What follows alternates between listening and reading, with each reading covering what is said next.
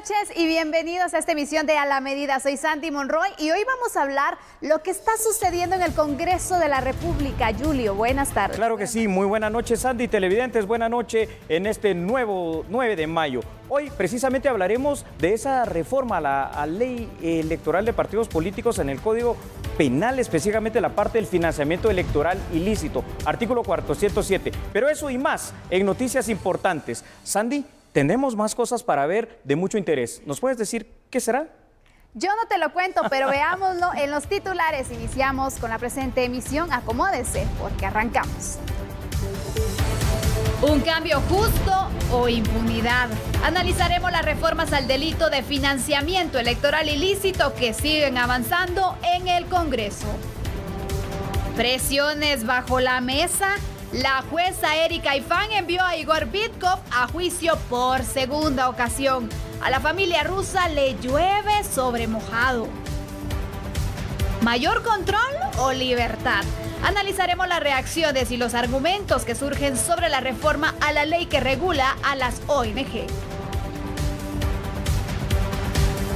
Ojalá hayan disfrutado la fiesta. El Ministerio de Educación sancionará a maestros por paralización de clases e incumplimiento de contrato. ¿Qué Ministerio Público recibirá la nueva fiscal? Jefe de la FESI ascendió de puesto. Ahora será el jefe de la Fiscalía Regional Metropolitana. ¿Estará la gasolina más cara? El barril del petróleo alcanzó su precio más alto desde el 2014. Hablaremos sobre las causas y el futuro.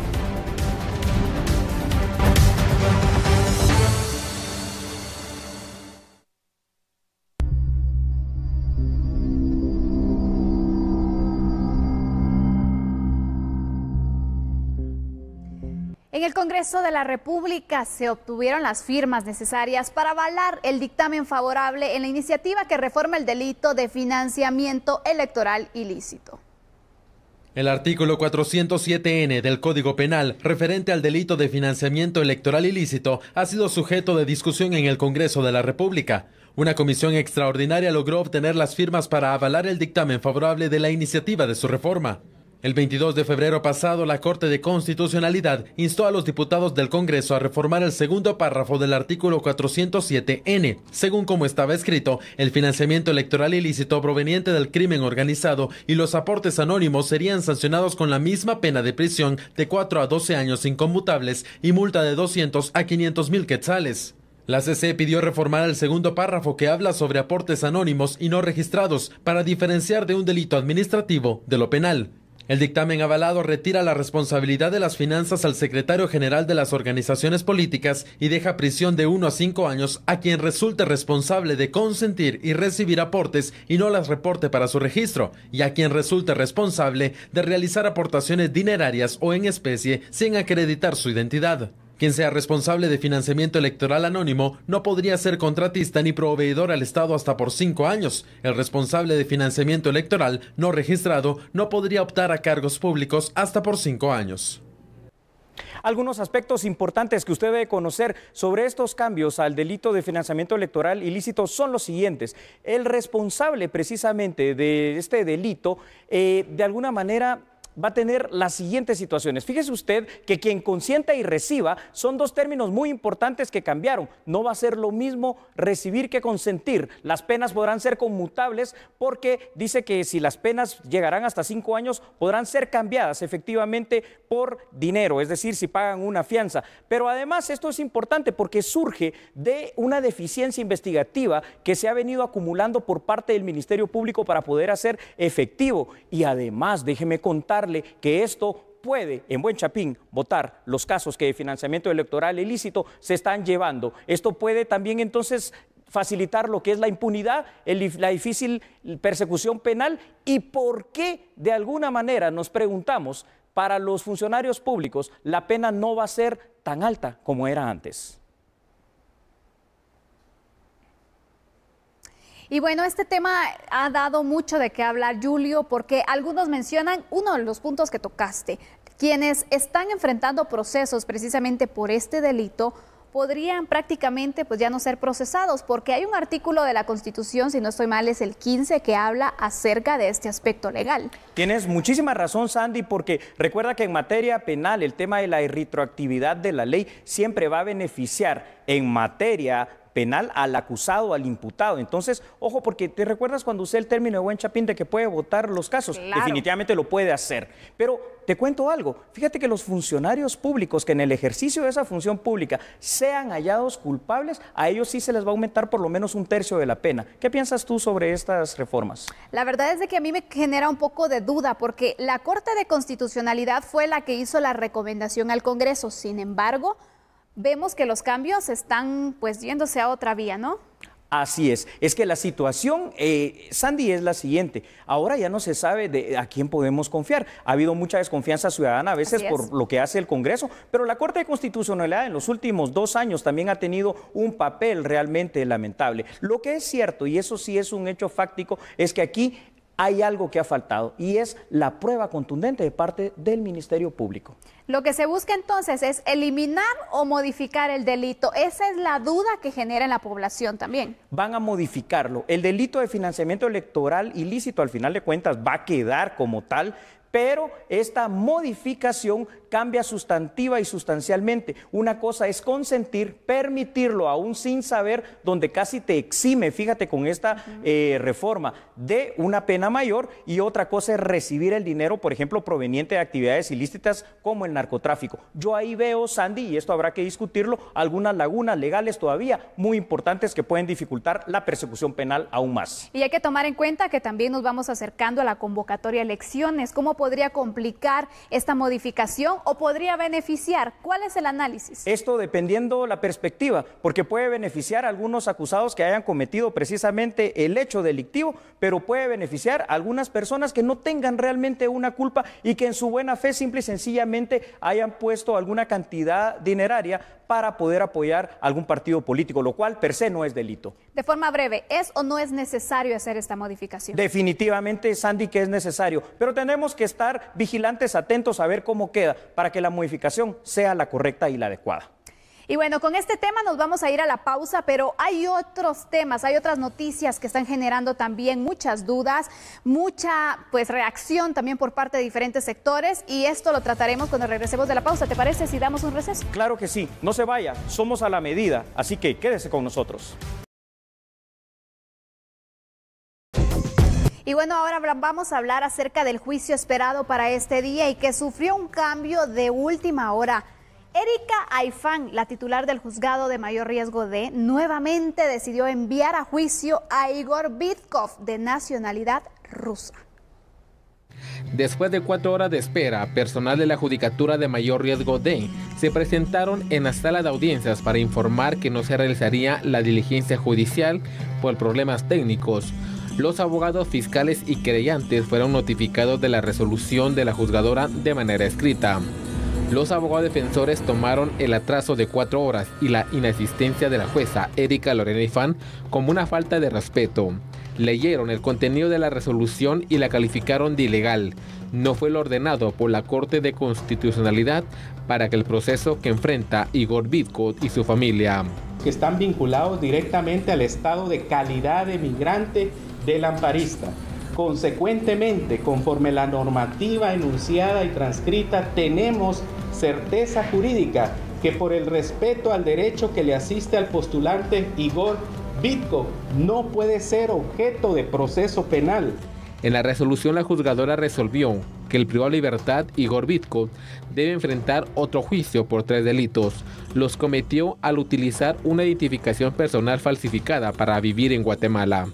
Resuelve admitir la acusación y solicitud de apertura a juicio en contra del señor Igor Vitkov, I.O. Igor Vladimirovich Vitkov, I.O. Leonid Zarenko, I.O. Gregorio Igor Benítez García, por los delitos de usurpación del Estado Civil, supresión y alteración del Estado Civil y uso de documentos falsificados. Desde el interior de la carceleta, Vitkov se pronunció sobre la decisión judicial que debe enfrentar otro debate oral y público. Nosotros ya vivimos esa tragedia 3 años y medio de parte de esa gente. Todo nació por corrupción. Lo más peor que vive ahorita Guatemala es que los que declaran que son luchadores contra corrupción son más corruptos, son fuente de corrupción. Eso es lo que ustedes han visto hoy. ¿Cuántos millones de dólares pagó Estado criminal ruso a esa gente? Ustedes pueden investigar, averiguar, esa es la otra historia. Pero nunca debería pasar eso en un Estado de derecho. Aquí no hay derecho. Los abogados defensores analizarán qué impugnaciones presentarán en contra de la decisión de la jueza Erika Lorena Ifán. ¿Y cuáles son estas complicaciones en el caso Bitkov? Pues vamos a analizar algunas de ellas. Irina y Anastasia Bitkov siguen teniendo una sentencia firme. No se está respetando además su estatus de migrantes, con lo que se violenta la Convención de Palermo que protege a los Bitkov.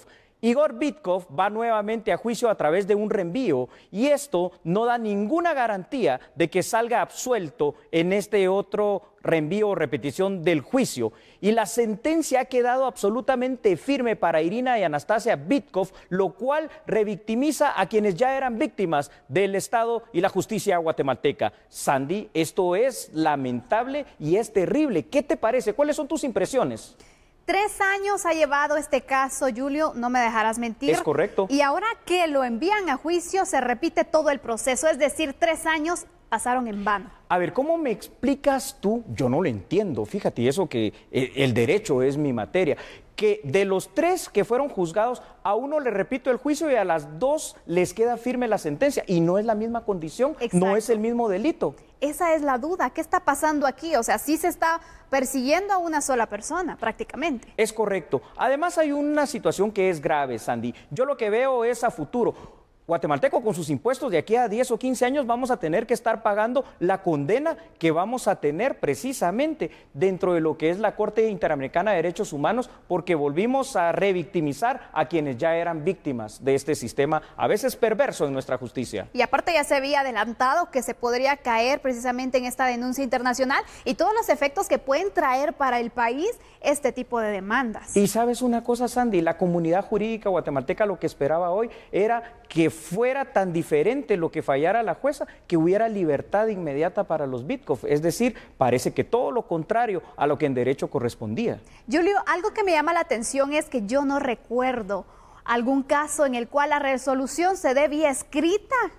¿Cómo podemos interpretarlo? Sandy, yo aplaudo lo que acabas de decir. El proceso penal actual, que es acusatorio, dice que tiene que haber inmediación de las partes. Es decir, como estamos tú y yo cerca, presentes y de frente, yo te digo cuál es la resolución, pero por escrito. Hombre, eso era antes en el proceso acusatorio. Acá habrá mucho todavía, alguna tela que cortar y algunos seguramente recursos legales que van a interponerse, porque en mi criterio esta situación se está complicando cada vez más. Y bueno, para mí, no sé para ti, pero la jueza tendría que haber dado la cara ante un proceso que obviamente pues no venía al caso. La Corte ya había indicado una situación, la jueza dice otra, pero no da la cara. La justicia guatemalteca.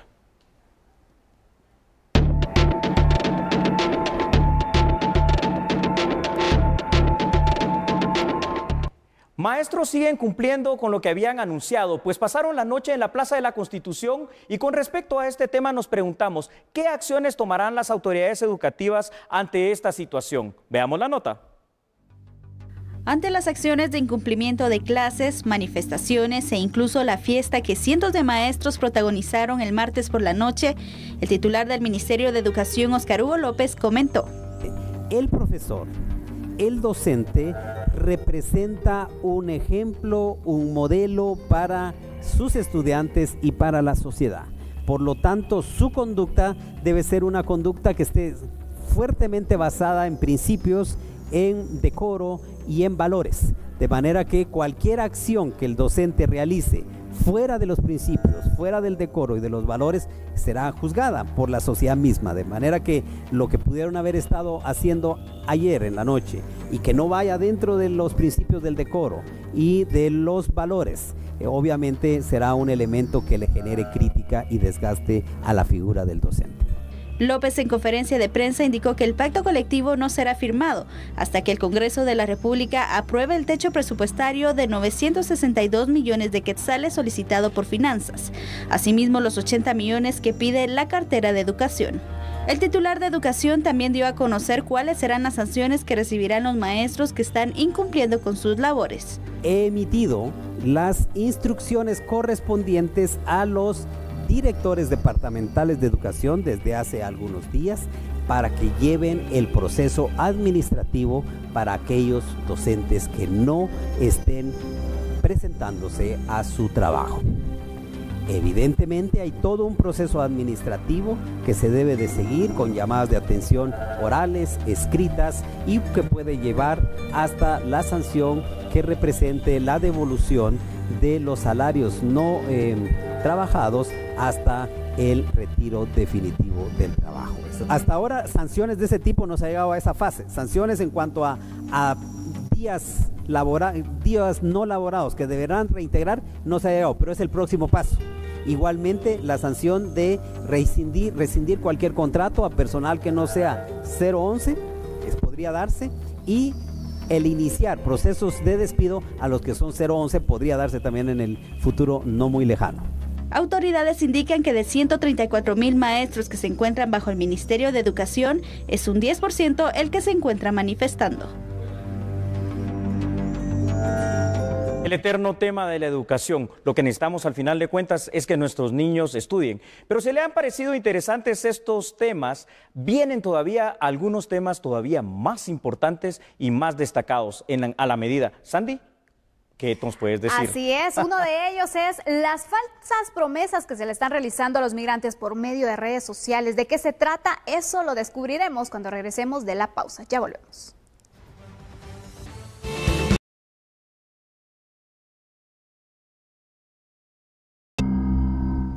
Y bueno, precisamente vamos a hablar acerca de esta iniciativa de ley, de estas modificaciones a la ley 5257, que define primero a una ONG como una entidad de derecho privado con personalidad jurídica, eso sí, sin ánimo de lucro, con objetivos claros de beneficio social.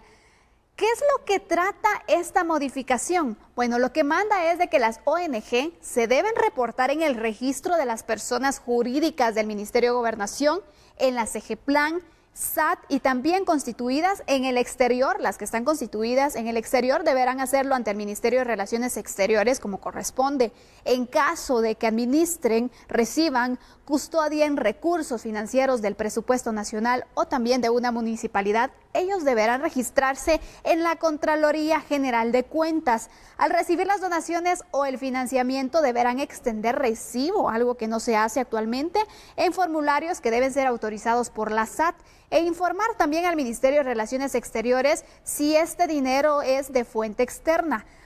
Se asegura que en ninguna donación o financiamiento externo se puede usar para realizar actividades que alteren el orden público en el territorio nacional, o de lo contrario serán inmediatamente canceladas. ¿Por qué otros motivos también se podrían entonces cancelar las ONG? Bueno, se podrán disolver a pedido del Ministerio Público, la Superintendencia de Administración Tributaria, la Contraloría General de Cuentas, también lo puede solicitar por medio de las auditorías que deben llevar a cabo, o el Ministerio de Gobernación también tiene la facultad cuando se compruebe precisamente que sus actividades son contrarias a la ley y también que están alterando el orden público. Aspectos importantes a considerar en estos cambios a la ley de la ONG serían los siguientes. Por ejemplo, el criterio para cancelar o disolver una ONG puede llegar a ser bastante subjetivo, lo cual también puede representar para los países o entidades extranjeras donantes menos atractivo el hecho de poder ayudar en proyectos y programas sociales. Y esto también va a traer como consecuencia un aumento de la burocracia, lo cual potencialmente puede facilitar la corrupción. Esta situación de las ONG, Sandy, la hablábamos ayer, si tú lo recuerdas. Así es. Creo particularmente que es necesario controlarlas, pero ¿qué te parecen los aspectos, los pros y los contras que tiene esta ley? Hay un punto que estaba viendo precisamente de ese análisis que decía que podría disminuir las donaciones. Si tú eres donante, ¿te gustaría tener un control de lo que das? Hay que tener un control, pero Sandy, yo creo que también tenemos que tocar estos puntos y verlos. Mira, puede haber un control mayor sobre las ONGs y eso es bueno y es sano. ¿Por qué? Porque algunas ONGs, no me dejarás mentir, Sandy, en Guatemala y en otros países del mundo se han prestado a la corrupción. Manejan fondos de manera millonaria e ilimitada con poco control que ha facilitado el despilfarro, pero por sobre todo los actos corruptos. Esto es necesario ahora, Sandy, controlarlo en Guatemala. Y hay un punto que a mí me llama la atención y es el que menciona acerca de mantener el orden público. Así y hay es. Algunas que precisamente no cumplen con este requisito. Es que ojo con eso, porque mira, algunas ONGs también tratan de fiscalizar, digamos, el ejercicio de la acción pública en los distintos gobiernos, pero no quieren que las fiscalicen a ellas. Y resulta ser que después estas ONGs suelen ser el catalizador para algunos problemas y situaciones sociales que no son los que necesita Guatemala. Entonces, las que están actuando bajo ley, no les costará nada poder adaptarse a estos cambios que ahora se buscan, ¿no? Será lo más fácil para ellos y además hasta es más orden. De alguna manera, fíjate, el hecho de poder tener control en cómo estoy invirtiendo mis fondos, eso va a facilitar como ONG poder tener fondos también de otros países y otros donantes. Ahora quiero que me hagas una aclaración. Cuando se menciona no alterar el orden público, ¿podría interpretarse como una manifestación descontrolada, como bloqueos? A eso precisamente me refiero, Sandy, porque fíjate que un derecho humano es el derecho de asociación, de reunión y de manifestación, pero muchas veces aquí en Guatemala, no me dejarás mentir, televidentes, ustedes lo han sufrido y lo han vivido en carne propia. Estas manifestaciones lo que han creado es un bloqueo completamente que afecta el derecho a la libre locomoción, el derecho a llegar al trabajo, a la salud, a la educación, y eso no se vale tampoco. A eso me refiero.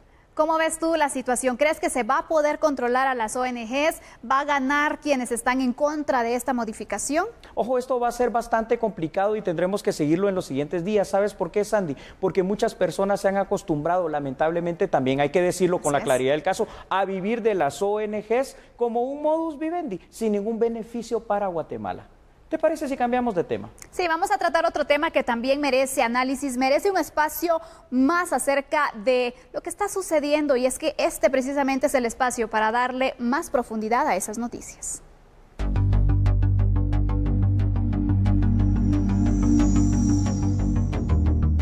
Y bueno, ahora hablaremos de la transición en el Ministerio Público. La primera reunión de transición de mandos en el Ministerio Público fue cancelada. ¿Por qué? A continuación le decimos por qué. Para este día se tenía previsto que las autoridades salientes y entrantes al Ministerio Público se reunieran para iniciar con los procesos de transición, la cual no se llevó a cabo por una cancelación de María Consuelo Porras, debido a imprevistos. El día de ayer recibimos la confirmación y se coordinó todo para el ingreso tanto de la señora fiscal electa como su equipo de trabajo, del cual no sabemos porque no nos mandaron nombres, y el día de hoy estuvimos esperando. Sin embargo, estando en la reunión recibí una comunicación en donde nos decían que por un asunto de última hora se cancelaba la reunión y que nos iban a indicar que próximamente cuál iba a ser el plan de trabajo para poder seguir con la planificación que nosotros ya tenemos realizada. Entonces estaríamos esperando que nos digan si continuamos el día de mañana como nos lo habían ellos pedido o cuándo es que se reanuda esta comunicación. La secretaria indicó que se estará a la espera de una nueva notificación de la fiscal Porras para reanudar la reunión. Y continuando siempre con información del Ministerio Público, es importante recalcar que en esta jornada hubieron cambios en una fiscalía que es la FESI, la Fiscalía Especial contra la Impunidad. Sí, la que trabaja precisamente con CICIG de la mano. Ha registrado el cambio del jefe de esa fiscalía porque fue trasladado a la jefatura de la Fiscalía Metropolitana. Acompáñame a ver la nota. Previo a dejar el cargo de fiscal general, Telma Aldana realiza uno de los últimos cambios en su administración. El jefe de la Fiscalía contra la Impunidad, Juan Francisco Sandoval, será ahora el encargado de la Fiscalía Metropolitana. Sin embargo, Sandoval no deja en definitiva la supervisión de la FESI. En el caso de Juan Francisco, él fue nombrado como fiscal regional encargado de las fiscalías de sección, incluyendo la Fiscalía Especial contra la Impunidad. Una carga muy grande, imposible para un fiscal regional poder articular todas estas fiscalías. De ahí que surge la necesidad de tener un fiscal para las fiscalías de sección, que son más de 30 fiscalías, incluyendo la Fiscalía Especial contra la Impunidad. Fiscal nombrado para las fiscalías de sección tendrá a su cargo también la Fiscalía Especial contra la Impunidad, que es una fiscalía de sección. De tal manera que quien sea nombrado como fiscal de la Fiscalía Especial contra la Impunidad tendrá como superior jerárquico al fiscal Sandoval. 23 fiscalías de sección estarán a cargo del nuevo fiscal regional, Juan Francisco Sandoval. Un cambio que se da a pocos días de que Thelma Aldana entregue la Fiscalía del Ministerio Público, la Fiscalía General. ¿Cómo ves este cambio, Julio? A ver, Sandy, aquí déjame decirte, hay dos cosas bien importantes. Primero, para Juan Francisco Sandoval es un ascenso, porque ser el fiscal metropolitano aquí en Guatemala significa ser el segundo fiscal en importancia después de la jefa del Ministerio Público. Pero yo no veo serio el cambio en este momento. Yo creo que le competía a la nueva fiscal general hacerlo. Creo yo por respeto, no sé, quizá me equivoque. Y es que en toda administración se da eso, de que quien llega tiene que mover sus piezas claves, colocar a la gente que conoce y precisamente que considera capaz para este puesto. No estoy diciendo de que él no lo sea, sin embargo, es la nueva fiscal quien tiene que hacer esos movimientos. Es correcto, y además creo que el trabajo del fiscal Juan Francisco Sandoval en la FESI había sido lo suficientemente aceptable como para hacer el cambio. No lo sé, sigo pensando que lo mejor hubiera sido esperar la decisión de la siguiente fiscal general. Pero hay más información, Sandy. Así es, hay más información, sin embargo, esta se la daremos a conocer cuando regresemos de la pausa.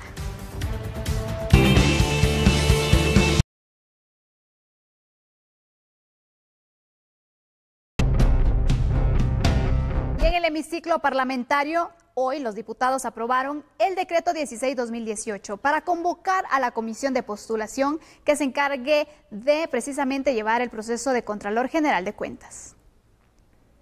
Diputados al Congreso de la República en el desarrollo de la sesión de este miércoles aprobaron el acuerdo 16-2018, con el cual se convoca a integrar la comisión de postulación para elegir al Contralor General de Cuentas periodo 2018-2022. Esta comisión deberá integrarse por los rectores de las universidades del país, decanos de las facultades de las carreras de Contaduría Pública y Auditoría, Colegio de Contadores Públicos y Auditores de Guatemala, y deberá presentar la nómina de 6 candidatos para ocupar el cargo de Contralor General antes del 13 de octubre, fecha que debe asumir el funcionario nombrado. Y continuamos siempre en el Congreso, porque en la instancia de jefes de bloques el día de hoy se discutió con los magistrados de la Corte Suprema de Justicia la iniciativa de Ley 5311, que es la Ley de Aceptación de Cargos. Veamos por favor la nota. Diputados al Congreso de la República en el desarrollo de la sesión de este miércoles aprobaron el acuerdo 16-2018, con el cual se convoca a integrar la comisión de postulación para elegir al Contralor General de Cuentas periodo 2018-2022. Esta comisión deberá integrarse por los rectores de las universidades del país, decanos de las facultades de las carreras de Contaduría Pública y Auditoría, Colegio de Contadores Públicos y Auditores de Guatemala, y deberá presentar la nómina de 6 candidatos para ocupar el cargo de Contralor General antes del 13 de octubre, fecha que debe asumir el funcionario nombrado.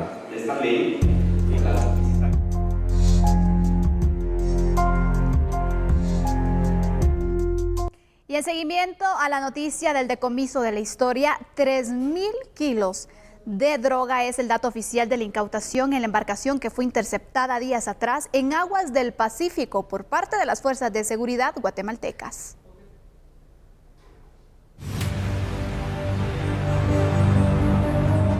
Durante las últimas horas se conoció sobre una embarcación con bandera Tanzania que traía una fuerte cantidad de droga, la cual alcanza las 3 toneladas. Sin embargo, el procedimiento aún continúa. El proceso que se lleva a cabo inicia exactamente el 25 de abril, cuando el Servicio de Guardacostas de los Estados Unidos detecta una embarcación y procede al abordaje e inspección en aguas internacionales frente a las costas del Pacífico guatemalteco. Mediante el derecho que asiste al mar y los convenios que se tienen firmados de forma bilateral entre el gobierno de Guatemala y los Estados Unidos, pues el gobierno de los Estados Unidos decide solicitar al gobierno de Guatemala el apoyo mediante embarcaciones de la Marina de la Defensa Nacional que se dirigen hacia el punto en donde está detenida la embarcación. El buque, lo incautado por el momento y la tripulación han sido trasladados a Puerto Quetzal, mientras se realizan todas las inspecciones correspondientes. Haciendo los procedimientos de acuerdo al derecho del mar, en donde el gobierno de los Estados Unidos tiene 30 días para realizar los abordajes, inspecciones y terminar con la judicialización de lo que está en juego. Toda vez es una operación de bastante magnitud en contra del crimen organizado transnacional, en este caso el tráfico ilegal de sustancias ilícitas. Por el momento se contabilizan 3.000 kilos de droga denominada cocaína. Ahora se realizan las pláticas y procedimientos para determinar a dónde será llevado el buque, lo incautado y la tripulación si fuere capturada. Y en otra importante información, exfuncionarios del Ministerio de Gobernación durante el gobierno del Partido Patriota enfrentan un juicio en un tribunal de sentencia y son acusados de avalar un contrato ilegal para el arrendamiento de vehículos brindados al servicio de la institución por un monto de 28 millones de quetzales.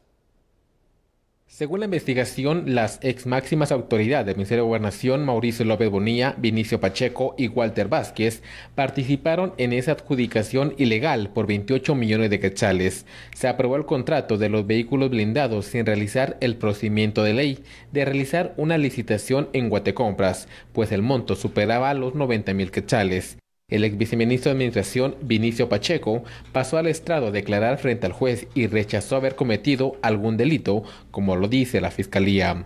Aprobó los contratos. Porque lo que sucede es que cuando yo firmo un contrato por delegación, que es un mandato, es una orden expresa del ministro, la que firma para que se publique es la licenciada Mari Carmen de León en ese momento. Y ella también fue excluida. Entonces, ¿dónde está el criterio de igualdad? El debate oral y público continuará la próxima semana con el diligenciamiento de las evidencias que recabó el Ministerio Público durante la fase de investigación. Con esas pruebas buscarán demostrar al juez que los acusados son responsables de un contrato de arrendamiento de vehículos blindados ilegal por 28 millones de quetzales durante el 2014 al 2015.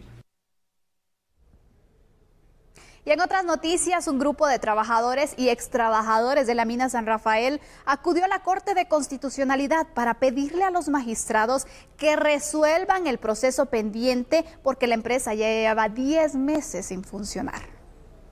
Nosotros estamos manifestando nuestra tristeza, nuestra angustia, ¿verdad?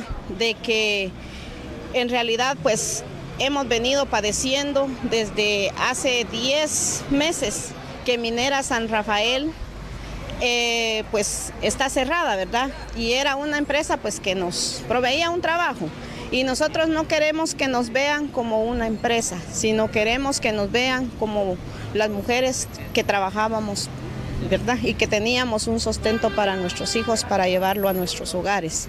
Y como ustedes sabrán, de que a raíz de que la empresa pues está cerrada, pues nosotros fuimos despedidas. Bueno, y le voy a comentar y le voy a informar acerca del viaje del presidente Jimmy Morales a Israel. Estamos ya a pocos días de que se inaugure la Embajada de Guatemala en Jerusalén, un hecho por demás importante, por lo que la Cancillería guatemalteca está afinando los detalles para elegir la comitiva que acompañará al señor presidente Jimmy Morales al acto protocolario de inauguración. Este 16 de mayo, la Embajada de Guatemala, que se encuentra en Tel Aviv, será trasladada a Israel. Para este acto, el presidente de la República, Jimmy Morales, viajará desde el 14 al 18 del presente mes. La comitiva que lo acompañará continúa pendiente, aunque Israel giró la invitación para los presidentes de los 3 poderes del Estado. Tengo entendido que hay invitaciones para los 3 organismos del Estado. También pues indicarles que el señor presidente dentro de su agenda tiene 3 reuniones ya confirmadas. Una es con el presidente de Israel, la otra es con el primer ministro de este país y la última es con el presidente del Congreso de Israel.